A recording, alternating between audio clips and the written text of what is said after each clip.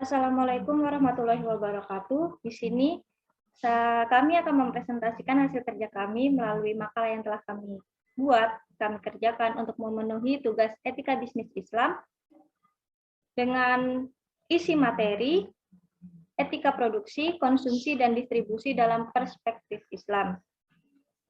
Sebelum itu, kepada Bapak Jubaidi SEMM, izinkan saya memperkenalkan anggota kelompok saya. Yang pertama ada Awada Zawa Kurnia Syafitri, saya sendiri. Selanjutnya ada Mbak Salima, ada Mas Arif Setio Pambudi, ada Mas Ahmad Fajar Eriyat, ada Mas Erlangga Isman Nur Hasan. Sebelum masuk ke pokok materi, yang pertama-tama saya akan membacakan beberapa pada bagian daftar isi, di mana pada bab 1 pendahuluan terdapat latar belakang, rumusan masalah, serta tujuan. Di bab 2, kita akan membahas mengenai produksi, konsumsi, serta distribusi menurut ajaran agama Islam. Baik, selanjutnya saya akan membacakan pada bagian pertama mengenai latar belakang pembuatan makalah ini. Islam sebagai sistem hidup dan merupakan agama yang universal, sebab memuat segala aspek kehidupan, baik yang terkait dengan aspek ekonomi, sosial, politik, dan budaya. Seiring dengan maju pesatnya kajian tentang ekonomi Islam dengan menggunakan pendekatan filsafat dan sebagainya, mendorong kepada terbentuknya suatu ilmu ekonomi berbasis keislaman yang terfokus untuk mempelajari masalah-masalah ekonomi rakyat yang diilhami oleh nilai-nilai Islam. Adapun bidang kajian yang terpenting dalam perekonomian adalah bidang produksi, distribusi, serta konsumsi. Dalam permasalahan-permasalahan di atas, kami ingin membahas tentang produksi, distribusi, dan konsumsi dengan melihat perspektif Islam dengan melalui hadis-hadis Rasulullah sebagai pendukung. Oleh karena itu, kami sepakat memberikan judul makalah ini yaitu produksi, distribusi, dan konsumsi dalam ekonomi Islam. Adapun rumusan masalah dalam makalah kami ialah apa yang dimaksud dengan produksi, apa saja prinsip dan faktor produksi, bagaimana produksi dalam pandangan Al-Quran, bentuk etika dalam produksi, apa yang dimaksud dengan konsumsi, pemahaman prinsip konsumsi, bagaimana konsumsi dalam pandangan Al-Quran, bentuk etika dalam konsumsi, pengertian distribusi dan permasalahannya, pandangan distribusi dalam Al-Quran, seperti apa etika yang melakukan distribusi. Adapun tujuan makalah ini dibuat ialah untuk memberikan informasi dan memberikan pengetahuan kepada pembaca terhadap perilaku dalam melakukan kegiatan etika berbisnis yang menyangkut produksi, konsumsi, serta distribusi yang sesuai dengan perspektif agama Islam. Baik, pada pembahasan pertama mengenai produksi, saya akan serahkan kepada pembaca materi yang pertama. Dipersilahkan. Iya, terima kasih Mbak Zawa atas waktunya. Baik, di sini saya akan menjelaskan beberapa konsep produksi dalam Islam. Dalam Quran Surah Araf ayat 10 dijelaskan bahwa sesungguhnya kami telah menempatkan kamu sekalian di muka bumi dan kami adakan bagimu di muka bumi sumber penghidupan. Sangat sedikit darimu yang bersyukur. Pandangan umum Al-Quran tentang kegiatan produksi dapat diidentifikasikan pada beberapa konteks. Konteks yang pertama ada status manusia sebagai hamba Allah, dan yang kedua ada status manusia sebagai wakil Allah, dan yang ketiga ada kewajiban setiap manusia untuk bekerja dalam mencukupi kebutuhan hidup dan mengaktualisasikan kemampuannya, dan yang keempat ada kewajiban manusia mengelola dan mengambil manfaat dari sumber daya alam yang telah disediakan Allah Subhanahu wa taala. Dan yang kelima ada landasan moral dan pengetahuan dalam diri manusia. Dan yang terakhir ada kewajiban mendistribusikan harta kekayaan bagi keselamatan, kemaslahatan masyarakat. Berikut konsep produksi dalam Islam. Yang pertama ada konsep pengertian produksi mempunyai motif kemaslahatan, kebutuhan, dan kewajiban. Demikian pula Konsumsi perilaku produksi merupakan usaha seseorang atau kelompok untuk melepaskan dirinya dari kefakiran. Menurut Yusuf Qardawi, secara eksternal perilaku produksi dimaksudkan untuk memenuhi kebutuhan setiap individu sehingga dapat membangun kemandirian umat, sedangkan motif perilakunya adalah keutamaan mencari nafkah, menjaga semua sumber daya, flora fauna, dan alam sekitar. Dilakukan secara profesional dan berusaha pada sesuatu yang halal. Dan yang kedua ada prinsip dan faktor produksi. Prinsip-prinsip produksi secara singkat adalah pedoman yang harus diperhatikan, ditaati, dan dilakukan ketika akan berproduksi. Prinsip-prinsip produksi dalam Islam diantaranya sebagai berikut. Ada berproduksi dalam lingkaran halal dan keadilan dalam berproduksi, dan seluruh kegiatan produksi terikat pada tataran nilai, moral, dan teknikal yang islami. Ada pula kegiatan produksi harus memperhatikan aspek sosial kemasyarakatan. Dan yang terakhir, permasalahan ekonomi muncul bukan saja karena kelangkaan, tetapi lebih kompleks. Lanjut, konsep etika produksi dalam Islam. Prinsip etika produksi dalam ekonomi Islam yaitu tujuan utamanya adalah memaksimalkan maslahah. Barang yang diproduksi memberikan aspek kemanfaatan untuk semua atau yang kita kenal dengan maslahat, yaitu kemanfaatan bersama, atau kita sebut pula dengan mutualisme, yaitu saling menguntungkan. Baik, berikutnya akan dilanjutkan oleh teman saya, Arif Setio Pambudi. Waktu dan tempat kami persilakan.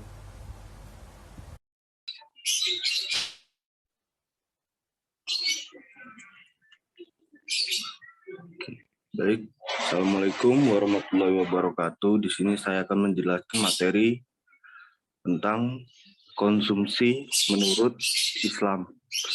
Konsumsi secara umum dapat diartikan sebagai penggunaan barang dan jasa untuk memenuhi kebutuhan manusia. Pengertian konsumsi dalam ekonomi Islam sama, tapi memiliki perbedaan dalam setiap yang melingkupinya. Perbedaan yang mendasar dengan ekonomi konvensional terdapat dalam tujuan konsumsi itu sendiri. Cara pencapaiannya pun harus memenuhi kaidah pedoman syariah. Prinsip ekonomi dalam Islam yang disyariatkan adalah agar tidak hidup bermewah-mewah, tidak berusaha pada kerja-kerja yang dilarang, membayar zakat dan menjauhi riba, merupakan rangkuman dari akidah, akhlak, dan syariat Islam yang menjadi rujukan dalam pengembangan sistem ekonomi Islam. Nilai-nilai moral tidak hanya bertumpu pada aktivitas individu, tapi juga pada interaksi secara kolektif. Bahkan ketertarikan antar individu dan kolektif tidak bisa dikotomikan. Menurut Hendrianto, ada 4 hal yang membedakan antara utility dan maslahah, yakni maslahah relatif objektif karena bertolak pada pemenuhan need, karena need ditentukan berdasarkan pertimbangan rasional, normatif, dan positif, sedangkan dalam utilitas, orang mendasarkan pada kriteria yang bersifat subjektif, karena dapat berbeda antara orang satu dengan orang lain. Masalah individual akan relatif konsisten dengan masalah sosial, sementara utilitas individu sangat mungkin berbeda dengan utilitas sosial. Hal ini terjadi karena dasar penentuannya yang lebih objektif sehingga lebih mudah dibandingkan, dianalisis, dan disesuaikan antara satu orang dengan orang lain, antara individu dan sosial. Jika maslahah dijadikan tujuan dari seluruh pelaku ekonomi yaitu produsen, konsumen, dan distributor, maka arah pembangunan ekonomi akan menuju pada titik yang sama yaitu peningkatan kesejahteraan hidup. Hidup ini akan berada dengan utilitas, di mana konsumen akan mengukurnya dari pemenuhan wannya, sementara produsen dan distributor yang mengukur dengan mengedepankan keuntungan yang diperolehnya.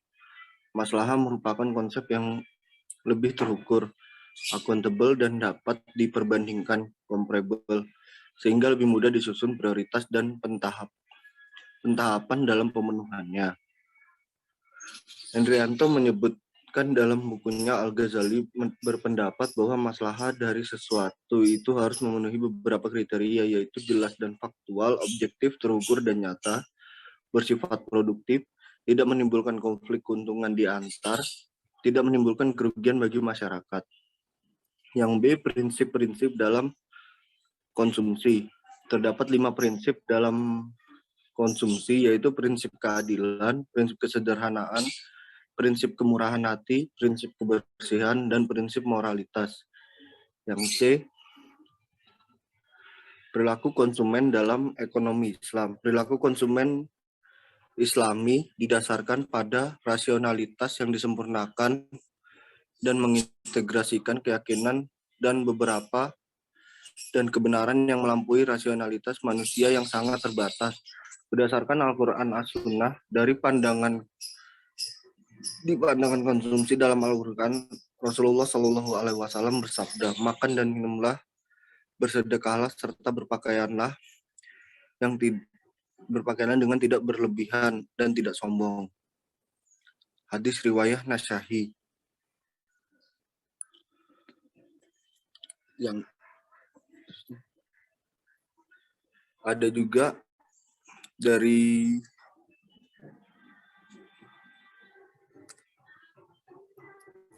kemurahan hati. Kemudian ada juga dari hadis riwayat muttafaqun alaihi yang artinya dari Zakaria bin Abi Zaidah dari Al-Syaibi berkata, saya mendengar Nu'man bin Bashir berkata di atas mimbar, dan ia mengarahkan jarinya pada telinganya. Saya mendengar Rasulullah Shallallahu Alaihi Wasallam bersabda, hal itu jelas haram, juga jelas diantaranya keduanya itu subhat. Kebanyakan manusia tidak mengetahui, maka barang siapa yang menjaga diri dari barang subhat, maka ia telah bebas untuk agama dan kehormatannya. Barang siapa yang terjerumus dalam subhat, maka ia seperti pengembali di sekitar tanah yang dilarang, dikhawatirkan terjerumus. Ingatlah sesungguhnya bagi setiap pemimpin daerah larangan Allah adalah yang diharamkan oleh Allah. Ingatlah bahwa sesungguhnya dalam jasa terdapat segumpal daging.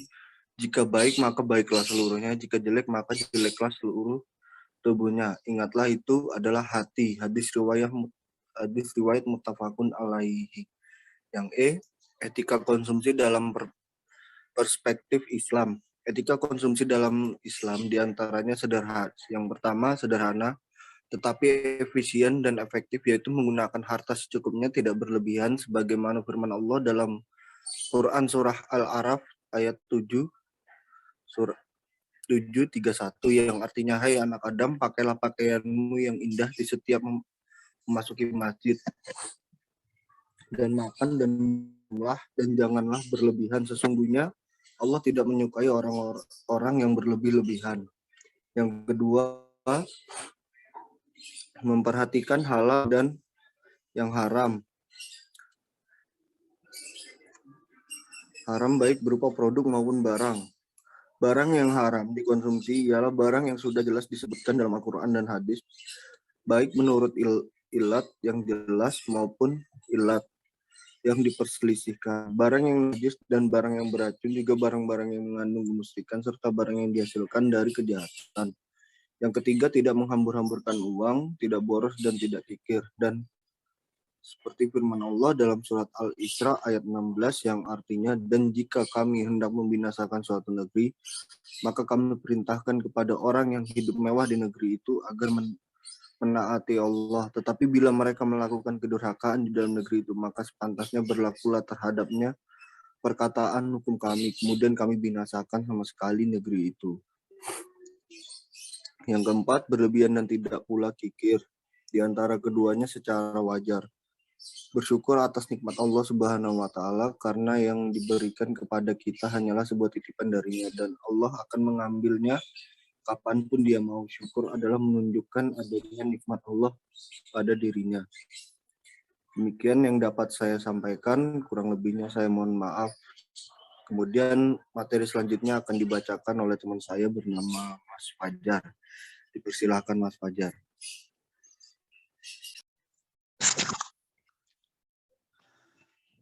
Saya akan melanjutkan tentang pengertian distribusi menurut Islam. Menurut pakar ekonomi, yang pertama, menurut David A. Refzan, saluran distribusi merupakan suatu jalur yang dilalui oleh arus barang-barang dari produsen ke perantara dan akhirnya sampai pada pemakai.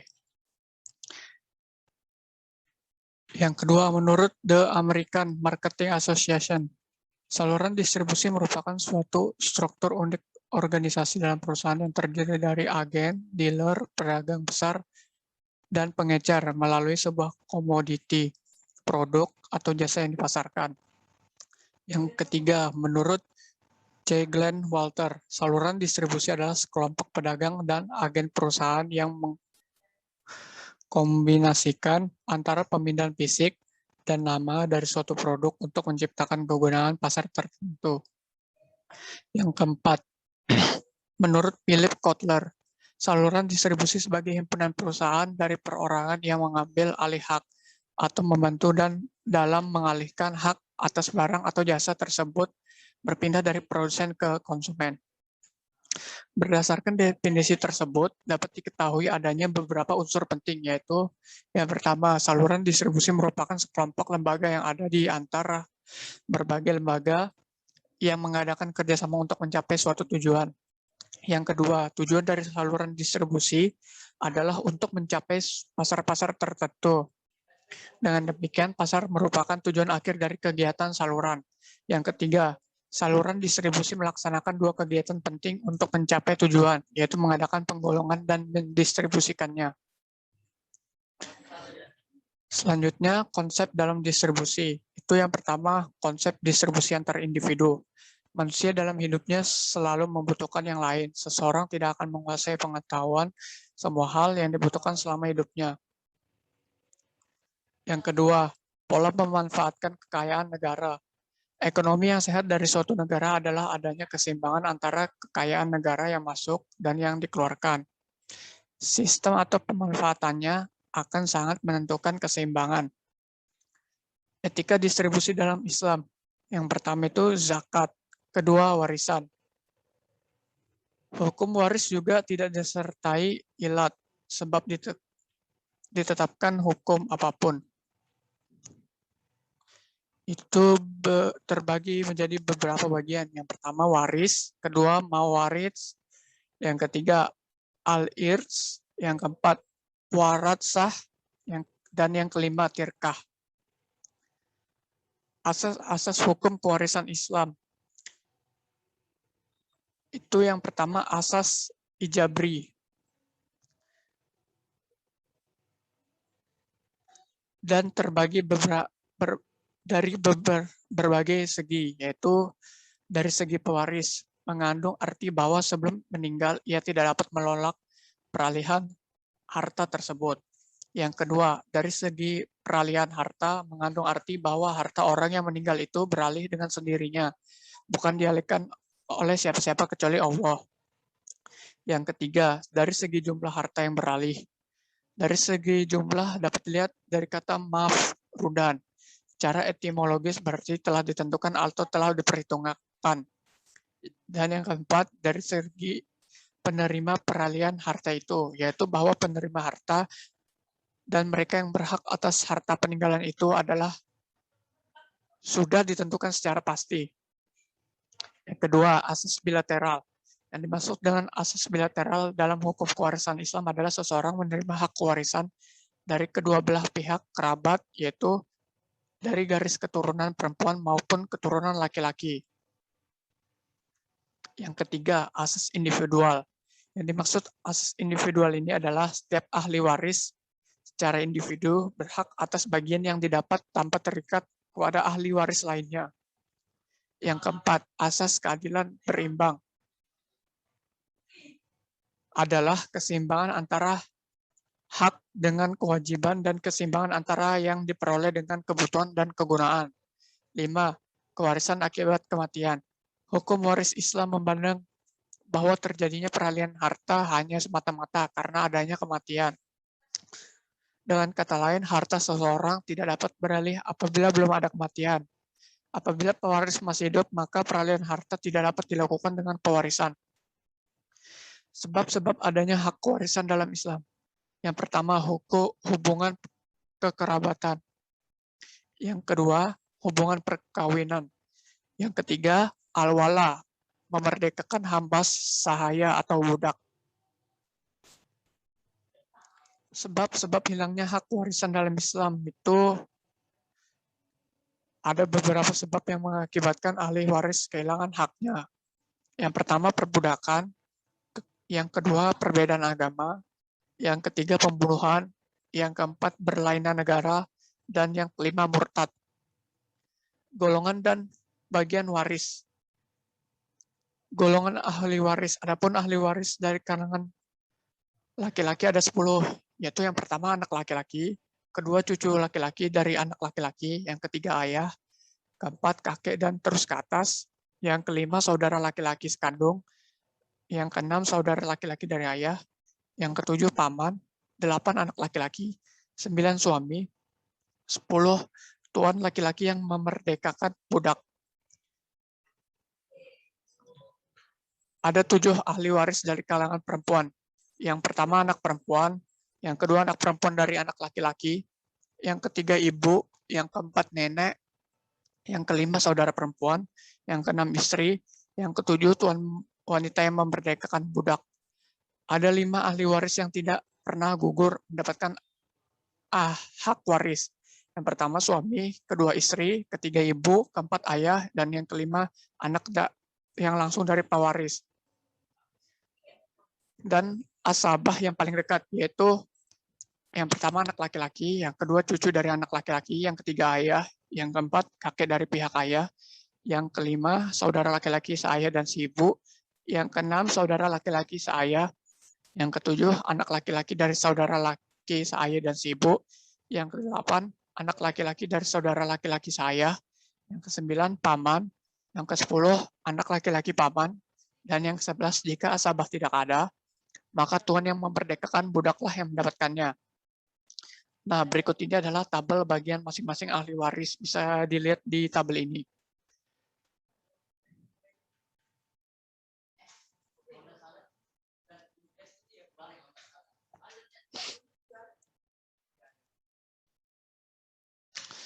Larangan penimbunan. Di dalam Islam, melarang penimbunan atau hal-hal yang menghambat pendistribusian barang sampai ke konsumen.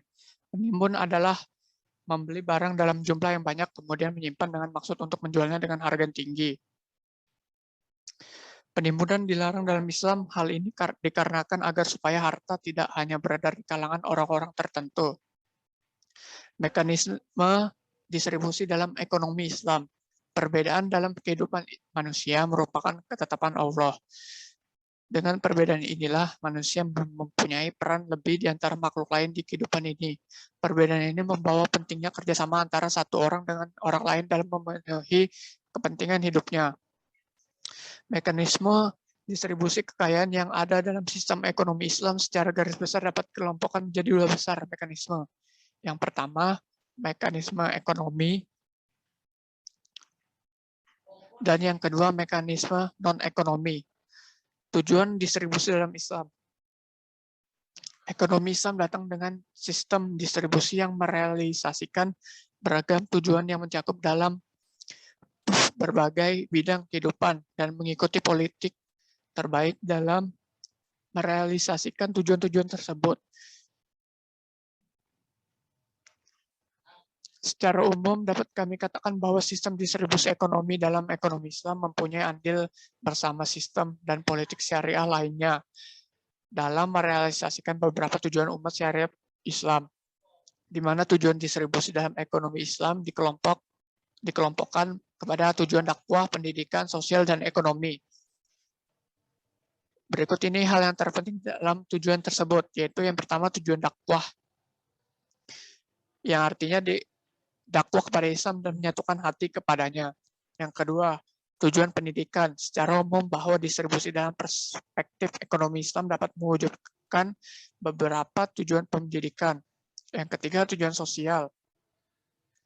Itu tujuan sosial terpenting dalam distribusi adalah sebagai berikut. Yang pertama, memenuhi kebutuhan kelompok yang membutuhkan dan menghidupkan prinsip solidaritas dalam masyarakat Muslim. Yang kedua, menguatkan ikatan cinta dan kasih sayang di antara individu dan kelompok di dalam masyarakat. Yang ketiga, mengikis sebab-sebab kebencian dalam masyarakat, di mana akan berdampak pada terrealisasinya keamanan dan ketentraman masyarakat. Tujuan ekonomi. Distribusi dalam ekonomi Islam mempunyai tujuan-tujuan ekonomi yang penting.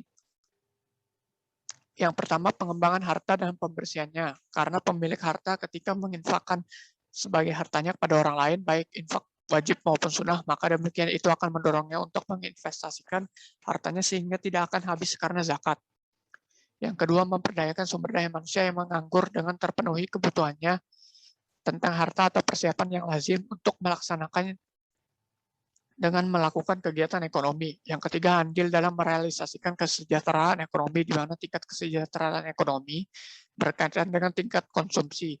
Yang keempat, penggunaan terbaik terhadap sumber ekonomi. Misalnya ketika bagian harta orang yang kaya diberikan kepada orang-orang miskin, maka kemanfaatan total bagi pemasukan umat menjadi bertambah. Selanjutnya, ayat dan hadis tentang distribusi. Yang pertama itu Al-Quran. Dalam konteks kajian Al-Quran, agak sulit menemukan terminologi yang bisa digunakan untuk menunjukkan konsep distribusi tersebut. Namun, setidaknya jika distribusi dimaknai dengan transformasi harta atau aset, maka kita menemukan banyak tema yang merujuk pada konsep yang dimaksud.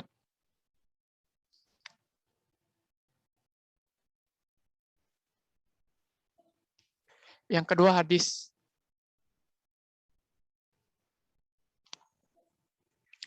Ya, materi ini sekian dari saya, kurang lebihnya mohon maaf. Saya akan melanjutkan materi selanjutnya kepada teman saya. Terima kasih.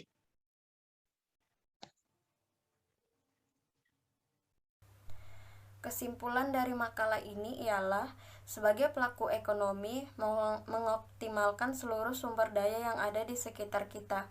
Dalam ayat yang diterangkan dalam isi tulisan binatang ternak, penggunungan, tanah perkebunan, lautan dengan kekayaannya. Ingat lagi pandangan Al-Quran tentang harta benda yang disebut dengan fadlu minallah sebagai media untuk kehidupan dunia ini.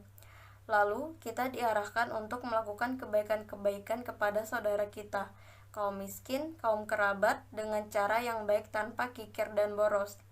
Dalam konteks produksi, tentu saja produsen muslim sama sekali sebaiknya tidak tergoda oleh kebiasaan dan perilaku ekonomi yang bersifat menjalankan dosa, memakan harta terlarang, menyebarkan permusuhan yang berlawanan dengan sunnatullah, dan menimbulkan kerusakan di bumi. Walau bagaimanapun secanggih alat untuk menghitung nikmat Allah Subhanahu wa taala pasti tidak akan menghitungnya. Di lain pihak, dalam faktor lainnya yaitu konsumsi, tentunya berkaitan dengan penggunaan harta.